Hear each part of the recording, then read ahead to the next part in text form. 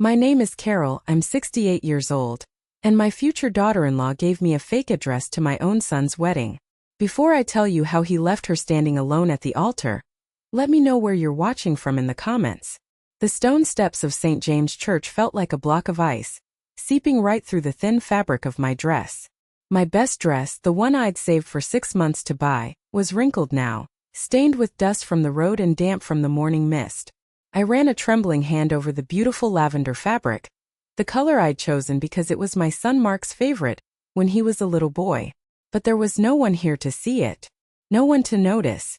The silence was the worst part. It was a deep, hollow silence that you only find in a place meant for celebration that's been left empty. The heavy oak doors were shut tight. There were no flowers framing the entrance, no ribbons tied to the railings, no guests milling about in their Sunday best. Just me. Alone. It wasn't a mistake.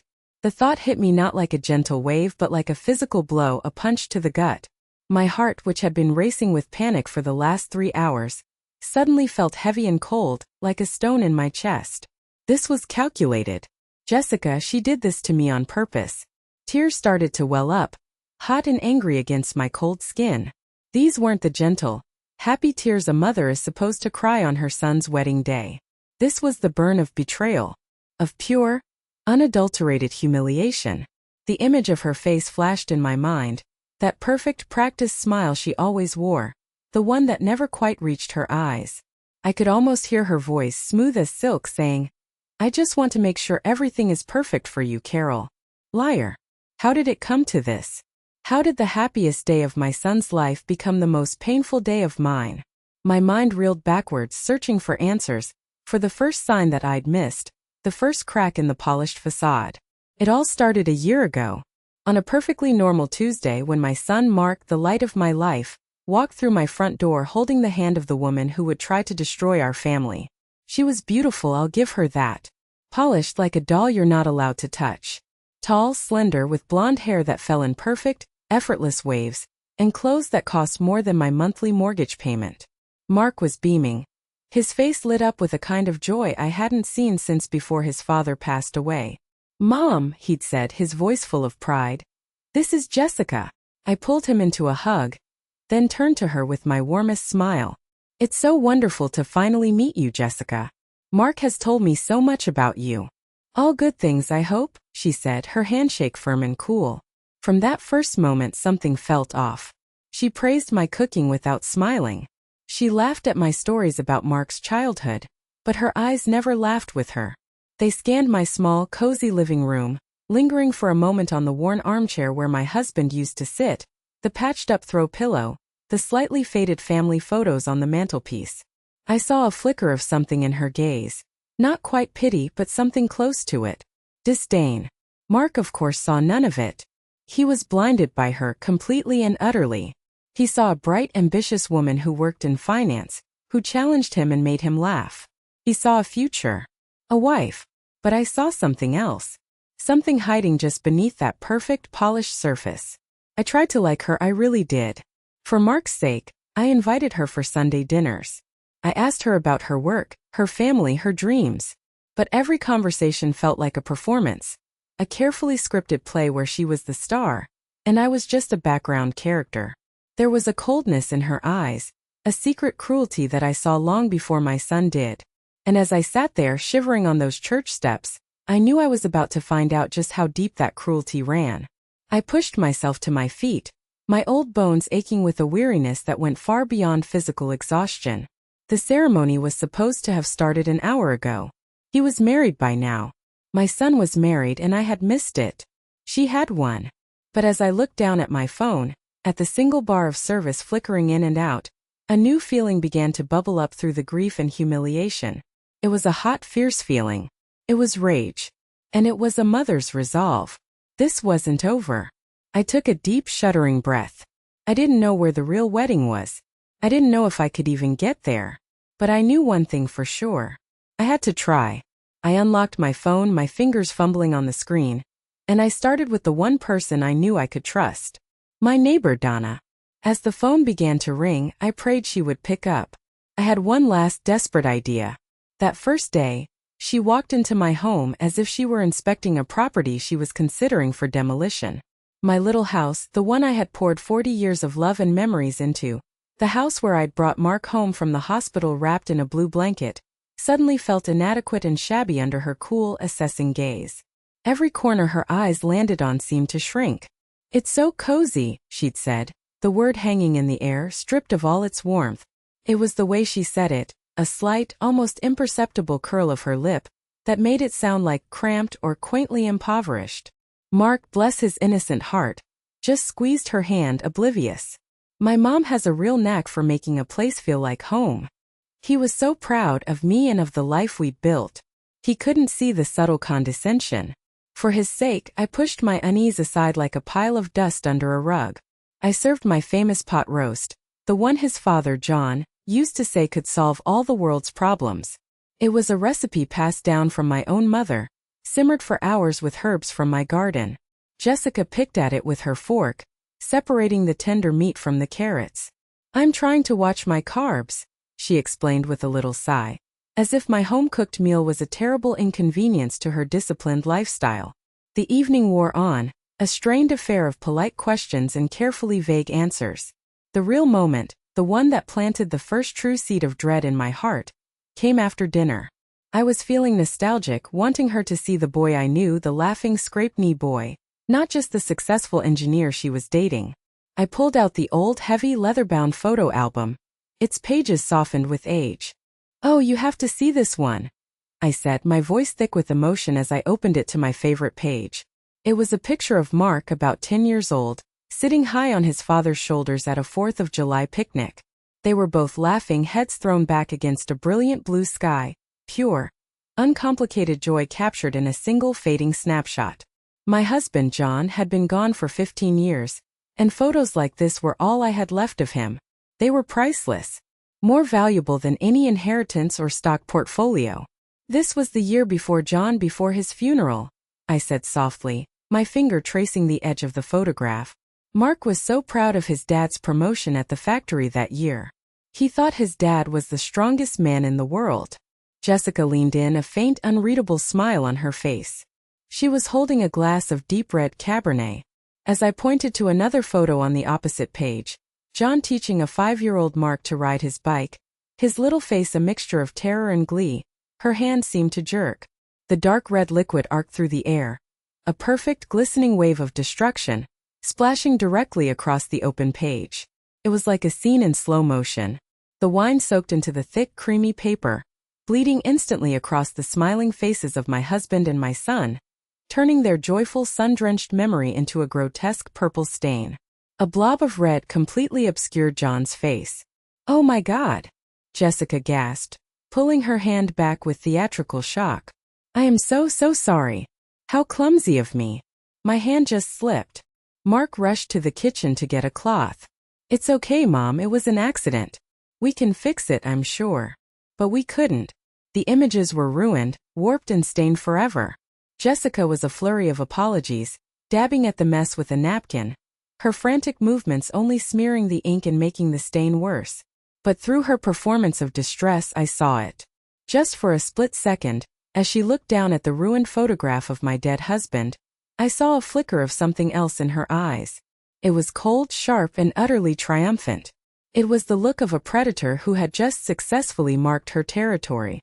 It wasn't an accident. My blood ran cold. It felt like the air had been sucked out of the room. This woman, this beautiful, polished stranger, had just deliberately destroyed one of my most precious links to my past. She had looked at the tangible proof of the life and love that existed before she arrived, and she had poured wine on it.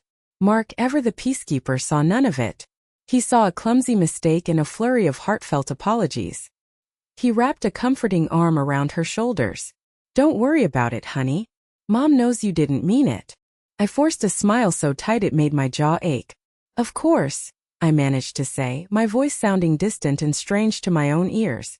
"It's just an old photo." But it wasn't just an old photo. It was a piece of my heart. It was a piece of my son's history. And she had just stomped all over it with a designer heel. That night, long after they had left, I lay in bed. The image of that cold, triumphant flicker in her eyes burned behind my eyelids. What I didn't know then was that this wasn't just a random act of petty cruelty. It was a warning shot. It was the beginning of her calculated campaign to erase me from my son's life, one precious memory at a time. And I, fool that I was, had just served her the pot roast while she planned her attack. In the months that followed, it felt like I was watching my son being drawn into a different world. A gilded cage I couldn't enter. Jessica's life, a whirlwind of weekend trips to Scottsdale, of charity galas where the tickets cost more than my monthly grocery bill, and of friends who discussed stock options over brunch, began to consume him. He started dressing differently. The comfortable flannels and worn-in jeans he'd always loved were replaced by crisp, designer shirts and trousers that looked stiff and unnatural on him. He traded his old, reliable pickup truck for a sleek, silver sedan that looked completely out of place parked in my gravel driveway, like a spaceship that had landed in a farmer's field. The change wasn't just on the surface. Our Sunday phone calls, once a long rambling catch-up about our week, became shorter, more hurried. He was always on his way to somewhere with Jessica, to meet her parents at the country club, or to a gallery opening downtown. "Sorry, Mom, can't talk long, we're late," became his new refrain. He was happy, I told myself, but it was a different kind of happiness. It was shinier, more brittle. It was her happiness, and he was just an accessory living in it. I met her mother, Eleanor, for lunch a few months after they started dating. It was Jessica's idea, an effort to blend the families. Eleanor was a tall, severe woman with diamonds in her ears and ice in her veins.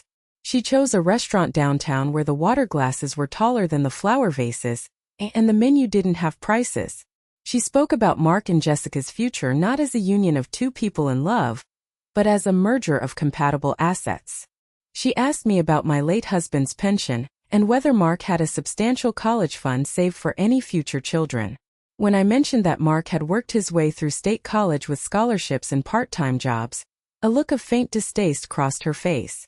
The conversation was less of a get-to-know-you and more of an interrogation, a cold calculation of my family's financial and social worth. I felt small and insignificant under her gaze, and I knew that's exactly how she intended me to feel. Another time, around Christmas, I had lovingly knitted Mark a sweater, a tradition I'd kept since he was a boy. It was a deep forest green, his favorite color. I gave it to him when he and Jessica came over to exchange gifts. He loved it, his face lighting up with genuine warmth. But Jessica held it up by the shoulders, a strange smile on her face. "Oh, Carol," she'd said, her voice dripping with false sweetness, "you have so many rustic hobbies." The word hung in the air. Another polite insult disguised as a compliment. Mark didn't notice, but I did. The sweater was never worn. Then came the engagement, announced via a professionally photographed post on social media. I found out the same time as the rest of the world, my heart giving a painful twist as I saw the picture of my son on one knee on some pristine Arizona golf course. A week later he brought Jessica over, and she flashed the diamond ring on her finger, a rock so large it looked like a weapon. "We're getting married, Mom," Mark said, his eyes shining. I hugged him tightly, pushing down the hurt of being an afterthought in my own son's life-changing news. "That's wonderful news, sweetheart."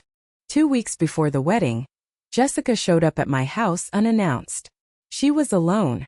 In her hands was a bouquet of cheap, grocery store carnations that felt more like a perfunctory obligation than a genuine gift.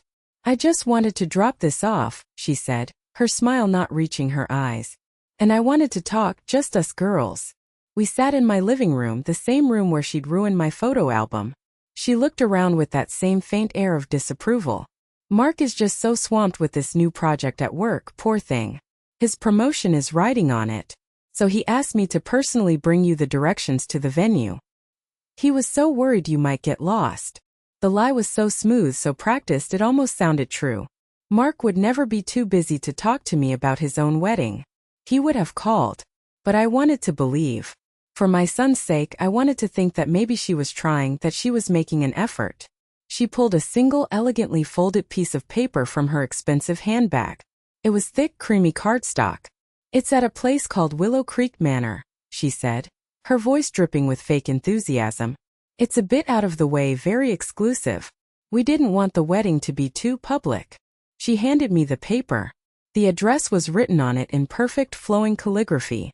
Mark was adamant that I give this to you myself, she continued, placing a hand over her heart in a gesture of pure theater.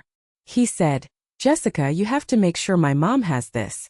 It wouldn't be a wedding without her. My heart ached with a strange mix of hope and suspicion. Thank you, dear, I said, my voice quiet. She smiled that perfect, practiced smile and stood up to leave. I just want to make sure everything is perfect for you, Carol, she said, her eyes glinting in the afternoon light.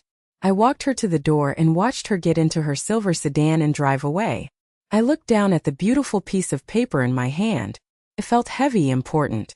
I taped the address to my fridge, right next to a crayon drawing Mark had made for me in kindergarten. I never suspected that piece of paper wasn't an invitation. It was a weapon. It was a declaration of war. The morning of the wedding, I woke up before the sun, a nervous, happy energy buzzing through my veins like a hummingbird's wings.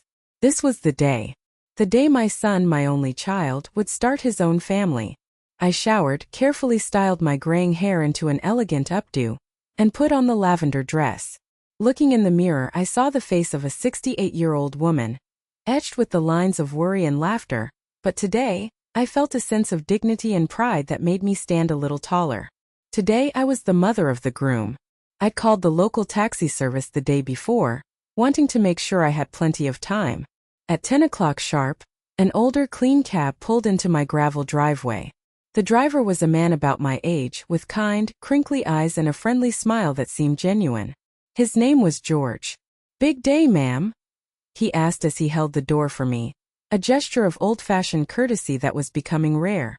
The biggest, I beamed, settling into the back seat, the elegant cardstock with the directions clutched in my hand. My son is getting married. Well, congratulations. There's nothing better than a wedding, he said cheerfully. I handed him the address. He held it up, squinting at the flowing calligraphy. His friendly smile slowly faded, replaced by a deep frown of concentration. Willow Creek Manor, he read aloud, his voice skeptical. He adjusted his glasses and looked at it again, holding it closer to the dashboard light. Ma'am, he said, turning to look at me in the rearview mirror, his brow furrowed with genuine concern. I've been driving a cab in this county for 30 years. I know every back road, dirt track, and hidden driveway. There's no manor out on this road. It's mostly just old dairy farms, a few abandoned barns from the Depression era. A tiny, cold knot formed in the pit of my stomach. Oh, I said, trying to keep my voice light and confident. It's supposed to be very new, very exclusive. Maybe it's just not well known yet. His fiancée assured me it was correct. George didn't look convinced, his eyes still troubled, but he put the car in drive. Well, you're the boss. If it's out there, we'll find it. We drove. And drove. The familiar paved roads of our town gave way to cracked county asphalt, which then dissolved into loose gravel that pinged against the undercarriage of the cab. The sun climbed higher in the sky, beating down on a landscape of dusty fields and weathered farmhouses. With every passing mile, the knot in my stomach tightened, cinching itself into a hard ball of dread. George was right. There was nothing out here but loneliness and silence. Are you sure this is it? He asked gently after an hour of seeing nothing but cornfields and the occasional herd of cows. Maybe you could call someone just to double-check? She said his phone would be off until the ceremony, I murmured, more to myself than to him. Still, I pulled out my old flip phone. The signal was weak, just one bar flickering in and out. I tried calling Mark, my heart hammering against my ribs. It rang once, then went straight to voicemail. Hi, you've reached Mark. Leave a message. I tried again. Voicemail. We stopped twice to ask for directions. The first was an old farmer on a rusty green tractor, his face weathered like a relief map. He shut off the engine, pulled a rag from his pocket to wipe the sweat from his brow, and looked at the address with a perplexed expression. He just shook his head slowly. Lived here my whole life, ma'am. Never heard of no Willow Creek Manor. The second stop was a dusty roadside gas station with a single ancient pump.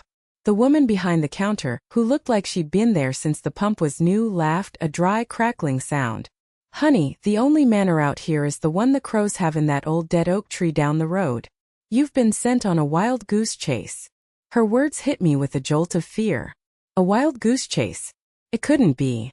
It was almost 2 o'clock. The ceremony was supposed to start in 2 hours. The sun was hot. The air in the cab was thick with the smell of dust and George's cherry air freshener, and I felt a wave of dizziness. "George," I said, my voice barely a whisper. Maybe we should turn back." He looked at me in the mirror, his kind eyes full of pity. "Where to, ma'am?" And that's when the first wave of real gut-wrenching panic hit me. I had no other address, no other plan. This was it. This piece of paper was all I had. And it was leading me to absolutely nowhere. My mind was a frantic, buzzing hive, scrambling for a lifeline, for any piece of information I might have overlooked in my excitement. And then, a memory surfaced through the thick fog of panic. It was a detail so small I had barely registered it at the time. A conversation with Jessica a few weeks ago, when she'd been talking about the logistics about guests flying in from out of state for the wedding. "We've arranged for a shuttle bus," she'd said, waving a dismissive hand as if swatting away a fly. "It'll pick everyone up from St. James Church downtown at 2:30. It's just so much easier than having everyone try to find the place on their own. You know?" At the time, I thought it was a considerate gesture. Now it felt like my only hope. Relief washed over me, so potent and sudden it almost made me sob. Of course. A shuttle bus. That was my backup plan. It had to be. I could still make it. I wasn't going to miss my son's wedding.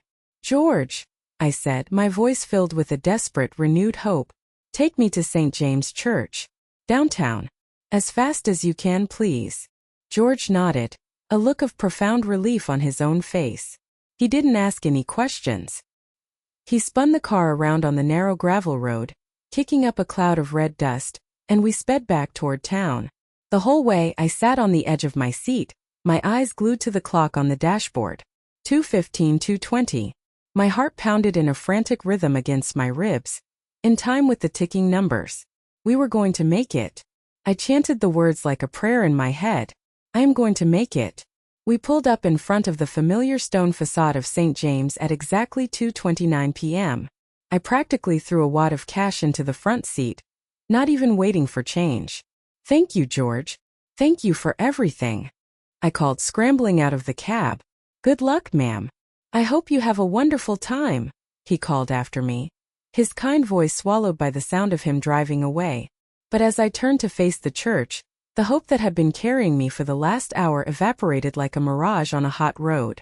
The grand stone building was silent, eerily silent. The large parking lot beside it was empty, save for a single dusty sedan that looked like it belonged to the janitor. There were no gleaming white shuttle buses idling by the curb. There were no well-dressed guests chatting on the steps, checking their watches. The big arched oak doors were closed. It was just empty.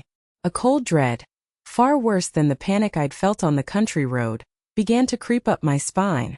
This wasn't right. I walked up the stone steps, the same steps I was sitting on when my story began, my new shoes clicking loudly in the unnerving silence, each step an echo in an empty hall. I tried the heavy, ornate handle of the main door. Locked. I pressed my face against the cool, leaded glass of the windows, peering into the dim interior. I saw only shadows and rows upon rows of empty pews. Just then, a small side door opened and an elderly priest in a simple black cassock stepped out, blinking in the bright afternoon sun. He had a kind, tired face. "Excuse me, Father," I said, my voice trembling so hard I could barely form the words. "I'm here for the wedding." "The shuttle bus?" "For the Peterson Vance wedding." He looked at me, his expression gentle but confused. "Wedding? I'm sorry, my dear, but there's no wedding scheduled here today. The church is closed for cleaning this afternoon." His words didn't register at first. My mind refused to process them. They were just sounds, meaningless vibrations in the air. "No," I stammered, shaking my head as if I could physically dislodge his words. "You must be mistaken. The wedding for Mark Peterson and Jessica Vance. The shuttle bus was supposed to be here at 2:30. The priest gave me a look of deep, profound pity, the kind of look you give to someone who has just received the worst news of their life. "I'm truly sorry," he said gently, his voice full of compassion. "There must be some mistake. We haven't had a wedding booked for this Saturday in months. I'm the only one here." And that was it. That was the moment the last flimsy thread of hope, I had been clinging to finally snapped. It wasn't a mistake. It wasn't a miscommunication. It was a lie. All of it. The elegant cardstock. The fake address. The non-existent shuttle bus. Her feigned concern. It was a cold, cruel, perfectly executed plan designed for one purpose: to ensure that I would not be at my son's wedding. The strength drained out of my legs as if a plug had been pulled. I sank down onto the top step, the rough stone cold and hard against my skin. The priest said something else, asked if I was all right, if he could get me some water, but I couldn't hear him over the roaring in my ears. I just sat there under the brilliant, indifferent blue sky, and the full weight of her cruelty came crashing down on me. I had been deceived. I had been made a fool of. And my son was getting married without me. She had won. I stumbled down the street in a daze, my mind a chaotic storm of grief and rage. The world around me seemed to fade into a dull gray blur. I needed help. I needed an anchor. My neighbor Donna lived just 3 blocks from the church. We'd been friends for 30 years, ever since our kids were in kindergarten together. We'd seen each other through everything: the joy of school plays, the sorrow of a divorce on her part, the heartbreak of my husband's funeral. If anyone would help me, it was her. I practically fell against her front door, my legs shaking too much to stand properly. I banged on it with the palm of my hand, a weak, desperate rhythm. When she opened it, her cheerful Saturday smile vanished the second she saw my face. "Carol. My God, what happened? You look like you've seen a ghost. I thought you'd be at the wedding by now." I collapsed into a sturdy wooden chair in her sunny kitchen, the story tumbling out of me in a torrent of sobs and broken sentences. I told her everything: the beautiful cardstock with the fake address, the hours spent driving through a desolate countryside with a kind taxi driver named George, the final crushing realization at the empty church. Donna listened, her expression shifting from confusion to disbelief, and then to a righteous, simmering fury that mirrored my own. "That little witch," she hissed, slamming a mug of hot tea down on the table in front of me with such force that it slopped over the side. "I never trusted her. Not from the day you told me about her ruining that photo album. I knew she was a snake."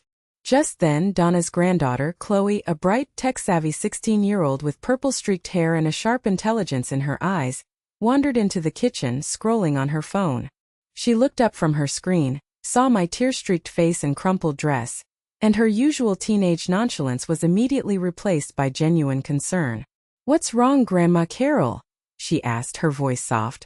Donna, never one to mince words, explained the situation in a few, clipped, angry sentences. Chloe's eyes narrowed as she listened. She wasn't just hearing a sad story. She was analyzing a problem. She pulled up a chair and leaned forward, all business. "Let me see what I can find," she said, her thumbs flying across her phone screen with a speed that amazed me. "What are their full names again?" "Mark Peterson and Jessica Vance," I whispered, my voice hoarse from crying. A few seconds later she said, "Okay, found them. They have one of those cheesy wedding websites. Let's see Gallery Our Story Registry. It's all public." She paused, her brow furrowing in concentration as she tapped and swiped. "That's weird." "What is it, honey?" Donna asked, leaning over her shoulder to peer at the small screen. "Everything on the site is public," Chloe explained, showing us the screen. "You can see all their photos, read about how they met, buy them a $1,000 blender from their registry. But the venue and directions page is password protected." My head snapped up. Donna and I locked eyes over the table.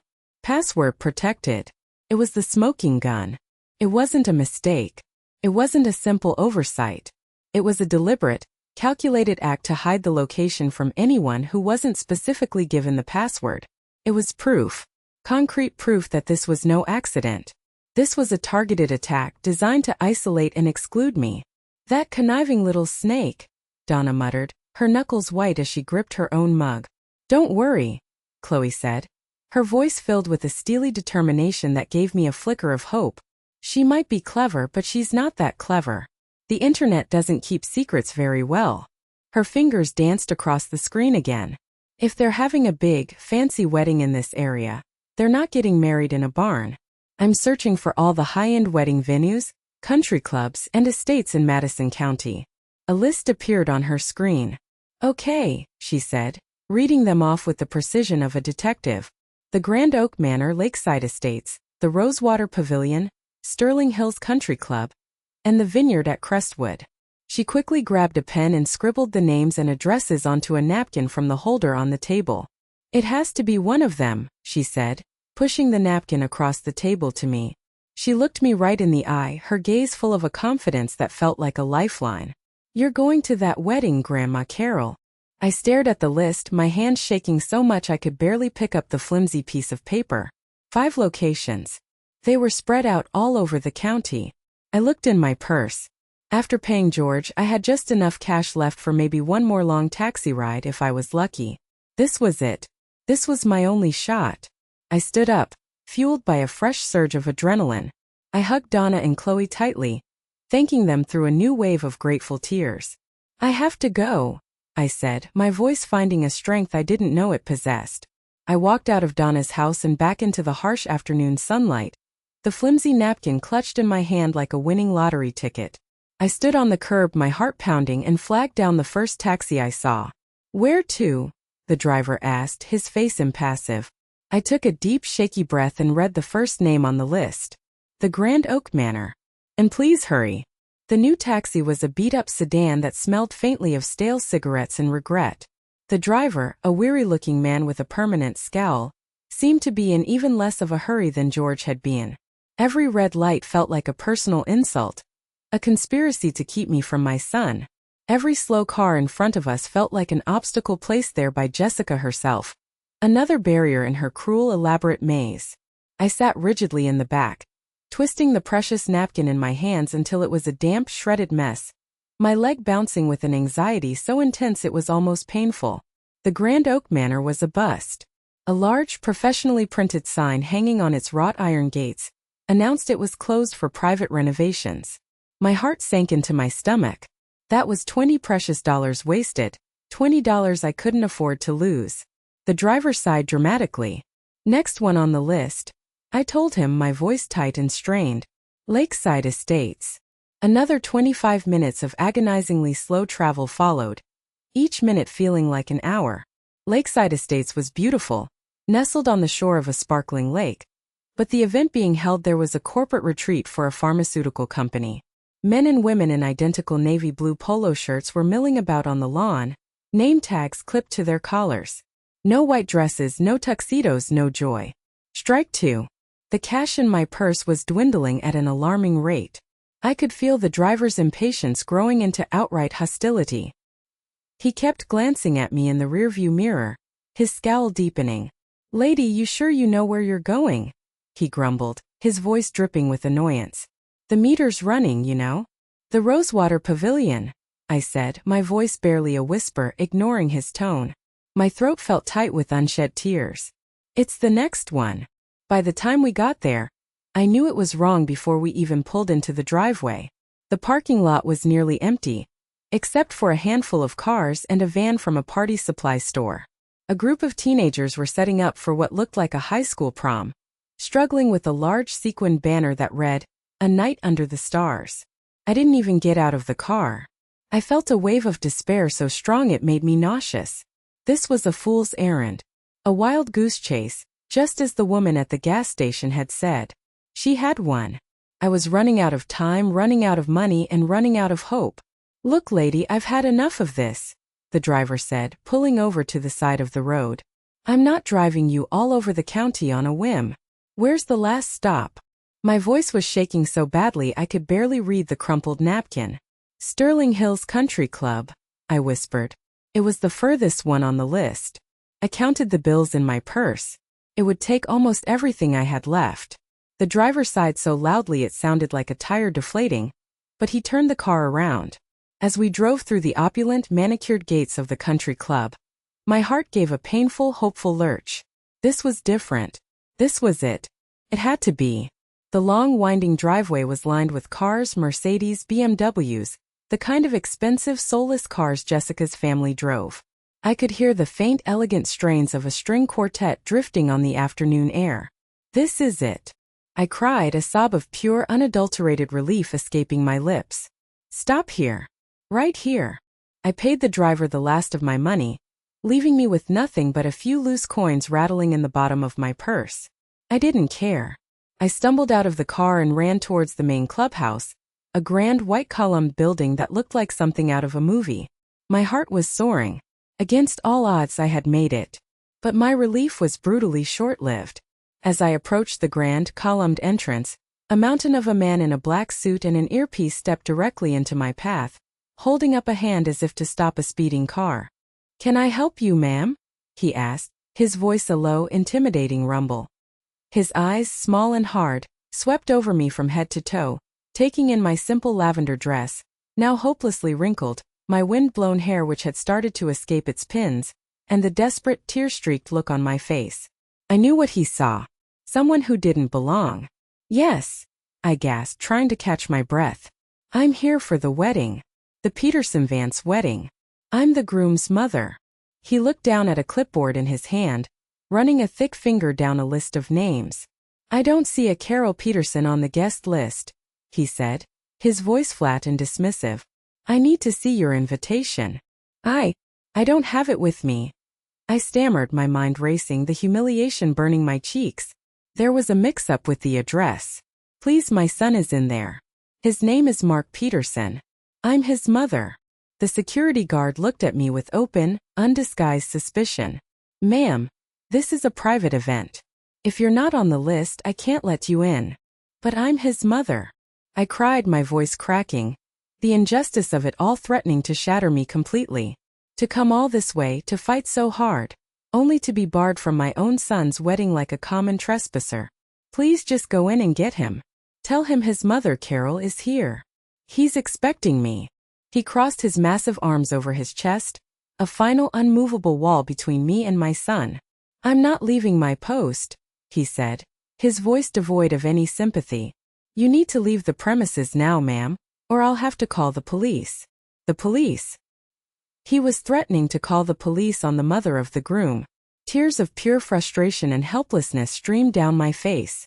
I was so close. I could hear the music, the faint murmur of happy, celebrating guests. He was just feet away from me and I couldn't reach him. I was about to turn away, utterly defeated, the fight finally and completely gone out of me, when I heard a voice cut through the muffled sounds of the party. A voice I would know anywhere, even in a crowded room, even in my darkest hour. "Mom? What in the world are you doing out here?" I spun around, my heart leaping into my throat. There he was. Mark. My Mark. He was standing in the grand doorway, looking impossibly handsome and impossibly sad in his black tuxedo. His bow tie was slightly askew, but the polite, strained smile on his face faltered and then vanished completely as he took in the scene, me, disheveled and sobbing, being blocked by a security guard twice my size who looked ready to physically remove me. "Mark!" I cried, the single word a mix of relief and anguish. I ran to him, pushing past the bewildered guard. He met me halfway, wrapping his strong arms around me. He felt solid and real, an anchor in my swirling nightmare. "Mom, what's wrong? Why are you crying? What's going on?" The ceremony was supposed to start 45 minutes ago. I was going out of my mind with worry. "I tried calling you a dozen times. I got lost." I sobbed into the crisp fabric of his tuxedo jacket. She gave me the wrong address, Mark. It was a fake address." He pulled back, holding me by the shoulders, his brow furrowed in deep confusion. "What are you talking about? The address was on the wedding website, on the invitations." "She brought me a different one," I explained, my voice shaking as I fumbled in my purse and pulled out the crumpled, tear-stained piece of elegant cardstock. "She came to the house. She said you were too busy and that you asked her to give it to me personally, to make sure I wouldn't get lost." He took the paper from my trembling hand and stared at it. I watched his face as he processed the elegant calligraphy, the fake address of a non-existent manor in the middle of nowhere. It was like watching the sun go behind a cloud. The confusion in his eyes slowly hardened into a chilling comprehension, and that comprehension then ignited into a cold, quiet fury I had never seen in my gentle, good-natured son. His jaw clenched so tightly a muscle jumped. His knuckles were white as he crumpled the paper into a tight ball in his fist. He looked from the paper to my face, his gaze taking in my tear-stained cheeks, my disheveled hair, the utter exhaustion and humiliation in my eyes. He didn't need any more proof. He didn't need to hear another word. He knew. "Wait here, Mom," he said, his voice dangerously low, almost a growl. "Don't move. I'll be right back." He turned and strode back into the clubhouse, not like a groom, but like a soldier marching into battle. I later found out exactly what happened next from his best man, Tom, who witnessed the whole thing from just a few feet away. Mark walked straight past the receiving line, ignoring the confused greetings from Jessica's relatives.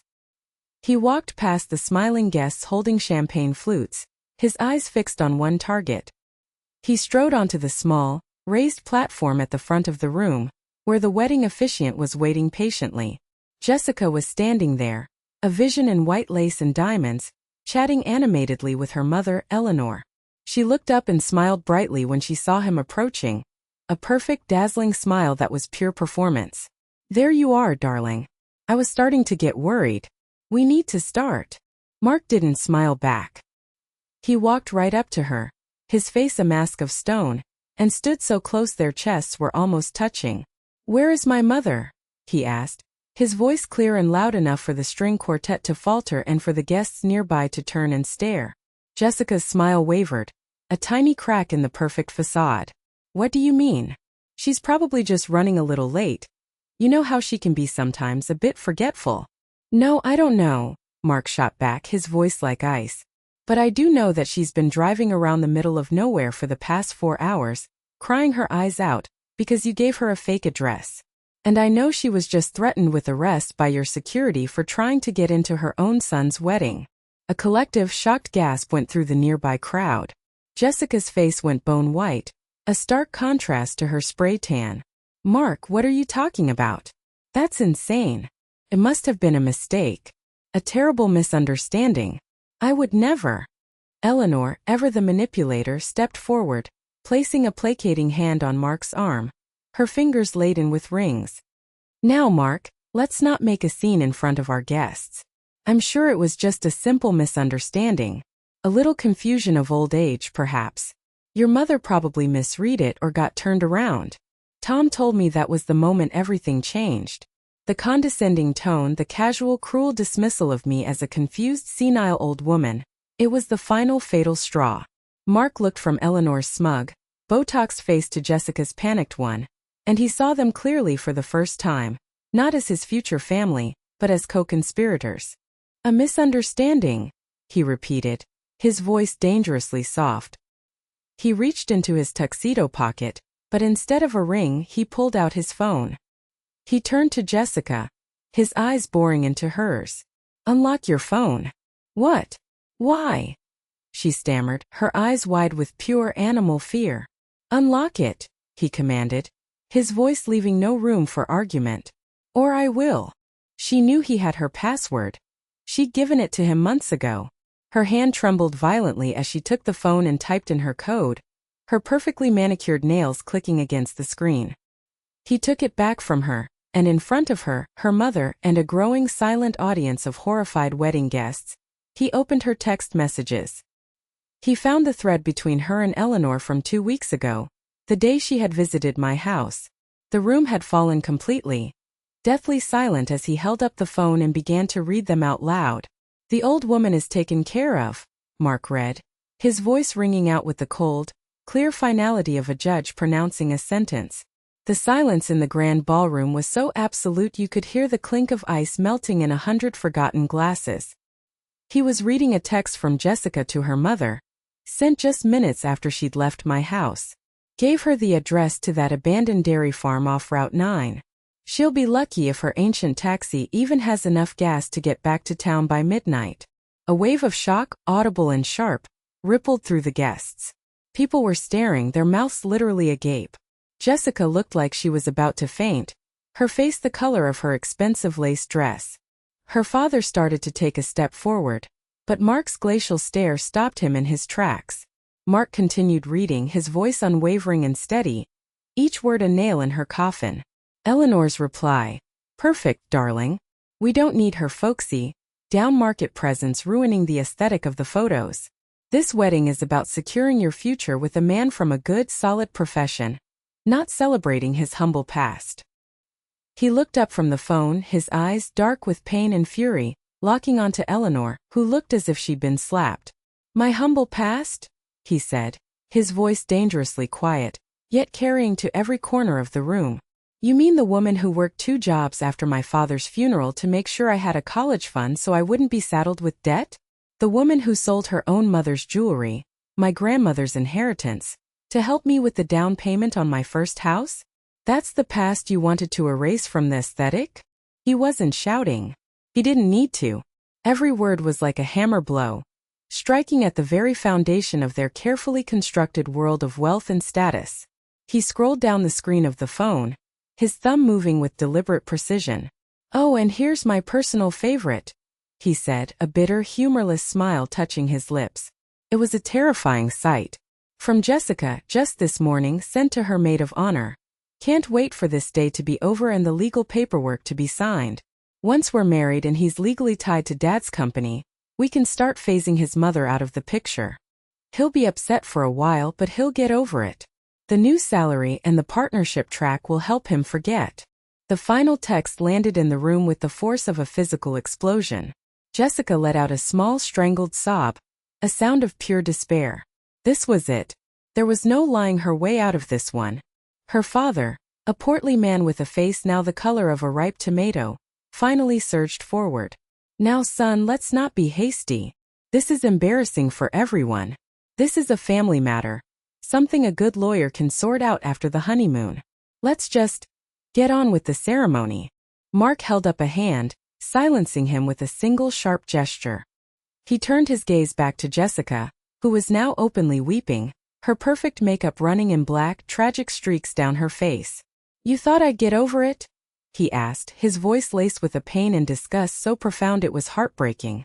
"You thought you could buy my silence? That a promotion and a bigger salary would make me forget the one person in this world who has never, ever let me down? You don't know the first thing about me. And you sure as hell don't know the first thing about love, or loyalty, or basic human decency." He took a deep breath and for the first time, he looked out at the assembled guests, at the friends and family who had come to celebrate a union that was now revealed to be a hollow transactional lie. "I am truly sorry that you all came here today for nothing," he said, his voice clear and strong, filled with a new somber authority. "But there will be no wedding. Not today. Not ever with this woman." He turned and looked directly at Jessica one last time. His eyes filled not with anger anymore, but with a deep, sorrowful pity for the emptiness he now saw inside her.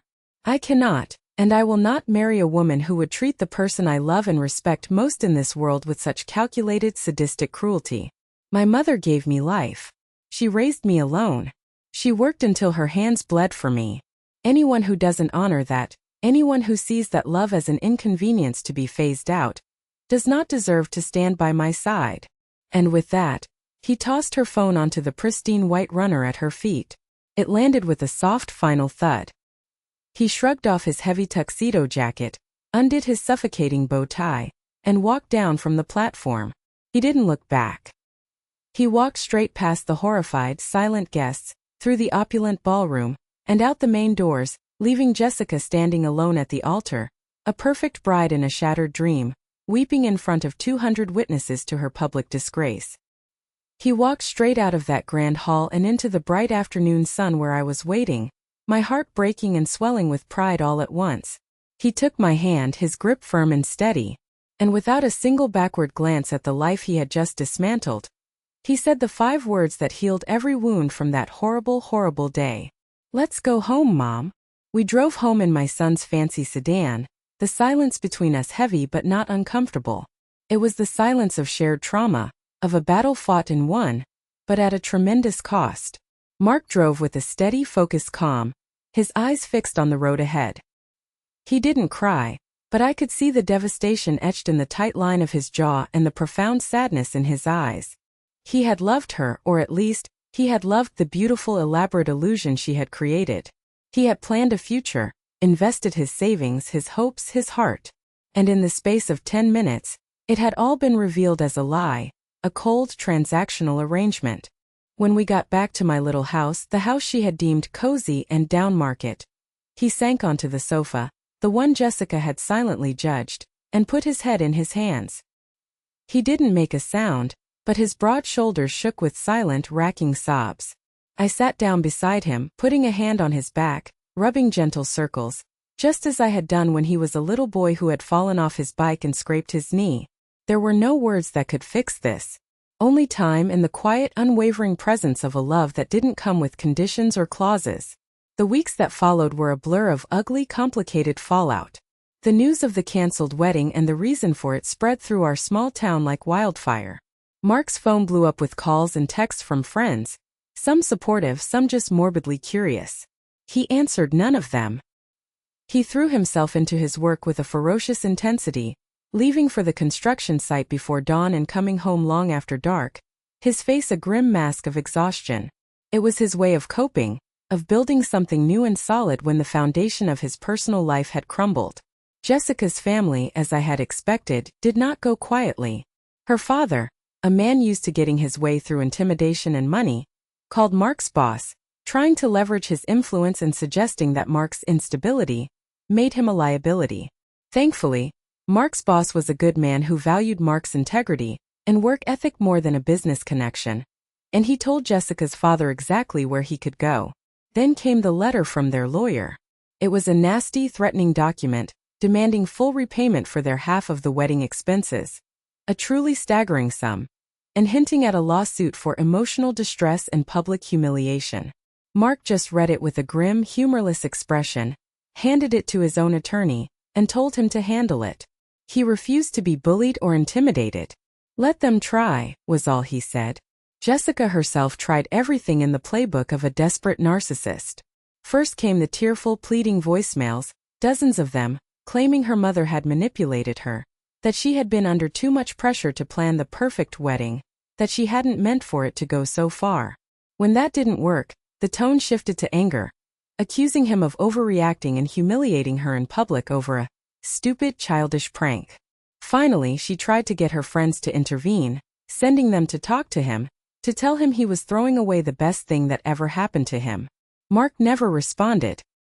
He deleted every message without listening, erased every email without reading, and politely but firmly told her friends that the matter was closed. For him, the door was not just closed. It was nailed shut, boarded up, and sealed with concrete. The gossip, of course, was relentless. I'd hear whispers at the grocery store, at the post office. Some people, mostly those who only saw the surface of things, the money and the beauty, sided with Jessica. It was just a stupid prank, one woman said in the checkout line, loud enough for me to hear. Carol shouldn't have been so dramatic. She ruined her son's happiness over a little misunderstanding. Now he's all alone. For a moment their words would sting. Had I been selfish? Should I have just swallowed my pride, shown up late with a fake smile, and pretended nothing had happened, all to preserve a happiness that was built on a foundation of deceit and disrespect? But then I'd think of that flicker of triumph in Jessica's eyes when she ruined my album. I'd think of the cold, cruel calculation in her texts about phasing me out. I'd think of the empty church and the crushing weight of her betrayal. And I knew. True happiness, real love, cannot grow in poisoned soil.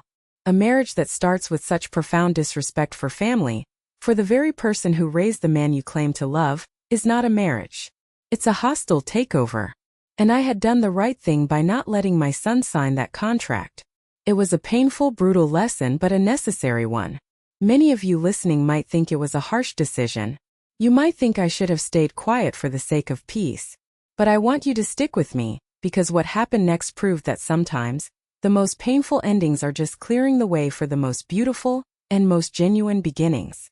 It took a long time for the light to come back into my son's eyes. For the better part of 2 years, he was a shadow of his former self. He worked, he came over for dinner on Sundays, we talked about his job, about politics, about the weather, about anything but what had happened. There was a wall around his heart, a quiet, guarded sorrow that I couldn't seem to break through. He had been deeply wounded, his trust shattered not just in a person, but in his own judgment. And I worried, as only a mother can, that he might never let himself be vulnerable enough to truly love again. The potential for divorce was something he now saw as a very real threat, not just an abstract statistic. Then one sunny Saturday afternoon in the fall, he called me. his voice lighter and more animated than I'd heard it in ages. "Mom," he said, and I could hear a smile in his voice. "I'm volunteering with that community build project downtown. The one designing the new playground for the elementary school. You should come down, see the plans. It's pretty cool." When I arrived at the park, I saw him standing over a set of blueprints with a young woman. She had a smudge of dirt on her cheek, her warm brown hair was pulled back in a messy ponytail, and she was laughing at something he'd said. It was a real laugh, a warm, genuine sound that echoed in the open air. A sound of pure, unself-conscious joy. It was a sound that had been missing from my son's life for a very long time. That was Sarah. She was a first-grade teacher at the school where the playground was being built. She wasn't polished or glamorous in the way Jessica had been. She wore practical jeans and a faded t-shirt that said, "Read more books." But her eyes were full of a deep, abiding kindness. When Mark saw me and waved me over, her face broke into a smile that was so open and welcoming it made my heart ache with hope. When Mark introduced us, she shook my hand with a firm, warm grip. There was no hesitation, no judgment in her gaze. "It's such an honor to meet you, Carol," she said, her smile reaching all the way to her eyes. "Mark talks about you all the time. He told me you make a legendary pot roast." Slowly, carefully they started dating. There were no grand, expensive gestures, no weekend trips to fancy resorts. Their dates were simple, meaningful things. Hiking in the state park and packing a picnic, cooking dinner together at his place while listening to old records, coming over to my house to help me weed my garden. The first time Sarah came over for dinner, she didn't criticize my cozy house. Instead, she brought a freshly baked apple pie that was still warm from the oven and a little spiral-bound notebook. "Okay," she said with a playful grin. "I'm ready. I heard about your famous pot roast, and I refuse to leave until you share the recipe. I need to learn from the master." We sat in my kitchen for an hour while I wrote down the recipe for her, and she listened with rapt attention as I told her the story of how my husband John always requested it for his birthday. She didn't try to change the subject or look at her phone. She asked questions. She wanted to know about the man my son had lost, the father he missed so dearly. She wanted to know our history, the good and the bad. She wasn't trying to erase my past. She was asking to be a part of it. Last month, Mark called and asked if he and Sarah could come over for a barbecue, just the three of us. It was a perfect summer evening. We sat in my little backyard, surrounded by the rose bushes Sarah had helped me plant, the air sweet with their fragrance. After dinner, as the sun began to set, painting the sky in shades of orange and pink, Mark cleared his throat nervously. He turned to Sarah, his face full of a love so deep and sincere it brought tears to my eyes. He told her how she had healed a part of him he thought was broken forever, how she had taught him to trust again. And then right there in my humble backyard, with the smell of roses in the air and the fireflies just beginning to wake up, my son got down on one knee. After she said yes, through a cascade of happy tears, she did something I will never forget for as long as I live. Before she even kissed her new fiancé, she turned to me. She walked over, knelt down in front of my chair, and took both of my hands in hers. She looked me right in the eye, her own eyes shining. "Carol," she said, her voice thick with emotion, "it would be the greatest honor of my life if you would allow me to become a part of this beautiful, strong family." As she hugged me, a fierce, protective woman hugging another, I knew my son had finally found a woman who didn't want to build a new life by destroying his old one, but by honoring it, by weaving herself into it. He had finally found his true home. Looking back now, standing in the warm, gentle light of my son's newfound happiness, I am strangely and profoundly grateful for that horrible, painful day. I wouldn't wish that kind of betrayal, that depth of humiliation on my worst enemy. But that ordeal was a crucible, a trial by fire. It burned away the superficial, the false, the convenient, and what was left was the unshakable truth of who my son was and what truly mattered. It taught my son a lesson that no amount of success or money could ever buy. A lesson some people go their whole lives without learning. He learned that a partner who asks you to diminish your past, to be ashamed of where you come from, is not a partner at all. They are a thief stealing pieces of your soul one memory at a time. He learned that true strength isn't about the salary you earn or the promotions you get. It's about having the character to stand up for what is right, to defend your integrity and the people you love, especially when it's hard, especially when it costs you something. And it taught me something too. It reminded me that a mother's love isn't just about soft hugs and home-cooked meals. Sometimes a mother's love has to be fierce. It has to be the anchor in the storm, the one who refuses to let your child drift into a life that is unworthy of them.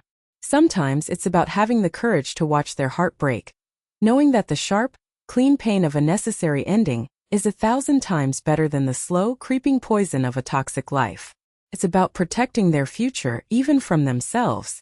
There is no custody battle more important than the one you fight for your child's soul. The wedding is in 3 months. It's going to be a small, intimate affair, held right here in my backyard, under the sprawling branches of the old oak tree where Mark used to play as a boy. It was Sarah's idea. She said she couldn't imagine a more meaningful place to start their lives together than the very place his life began. She has asked me to do a reading during the ceremony, a poem about enduring love. And together, the three of us have spent countless happy hours looking through my old photo albums, picking out pictures to display for the guests. Even the ones with the faint purplish wine stain. Sarah held that one in her hands for a long time. "We have to display this one," she'd said quietly. "It's part of the story. It's a reminder of the storm you both weathered to find your way here." She doesn't see a stain. She sees a scar. A testament to survival. That ordeal taught me that a person who cannot honor your past, who cannot respect the journey that shaped you, will never deserve a place in your future. And I, Carol, mother of Mark, know that I raised a man of honor, a man of character, a man who knows the difference between the fleeting glitter of convenience and the solid, enduring gold of true love. That is a mother's greatest legacy. That is the true inheritance I will leave him. And that is something no one, no matter how beautiful or wealthy or cruel, can ever take away from me. Thank you all so much for listening to my story. It means the world to me to be able to share it with you, to know I'm not alone. I have a question for you all. Have you ever faced a moment where you had to choose between keeping the peace in your family and standing up for your own honor and dignity? I would be so grateful to hear about your experiences and your strength in the comments below. I promise I read every single one. And if my story resonated with you, please consider giving it a thumbs up and subscribing for more stories from the heart.